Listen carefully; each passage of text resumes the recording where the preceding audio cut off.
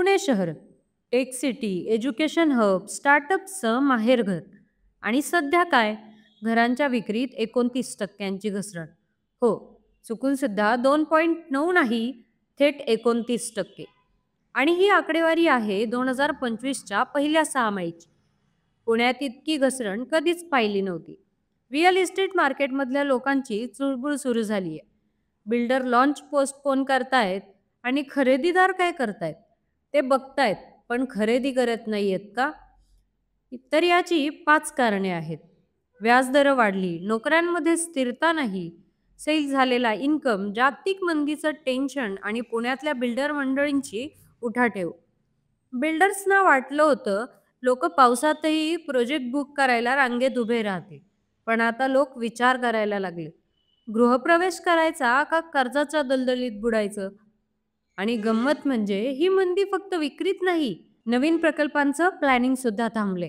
कारण पर्यावरणीय मंजू कारण पर्यावरणीय मंजुरी, लोकल कॉर्पोरेशनचा गोंधळ आणि फंडिंग न मिळाल्यानं बिल्डर गप्प बसलेत. आता एवढं सगळं झाल्यावर मार्केट थंडच होणार ना. पण थांबा, पूर्ण काळात चित्र नाहीये.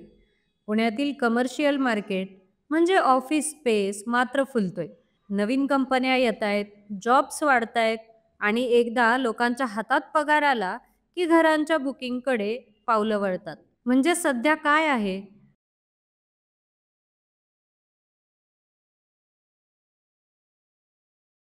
बाजार थांबलाय, खरेदीदार विचारात आहेत आणि बिल्डर प्रोजेक्ट ऑन होल्डमध्ये टाकतायत. हा काळ आहे थांबा आणि बघाचा. पण तुम्ही जर खरंच पुण्यात घर घ्यायचं ठरवलं असेल, तर डोकं शांत ठेवा आणि ह्या 3 गोष्टी नक्की लक्षात ठेवा. बिल्डरचा ट्रॅक रेकॉर्ड, प्रोजेक्टला मंजुरी आहे का, आणि तुमचं बजेट स्वप्नातलं नाही, रिअल लाईफचं. कारण एकदा घर घेतलं की 20-25 वर्ष कर्ज फेडायचं आहे. त्या स्वप्नांचं ओझं होऊ नये यासाठी जागरूक राहा. तुमचं काय मत आहे? ही मंदी फक्त काही महिन्यांची आहे की अजून खोलवर जाणार? तुमचं घर घेण्याचं स्वप्न अजून तसंच आहे का? कमेंटमध्ये तुमचा अनुभव नक्की शेअर करा.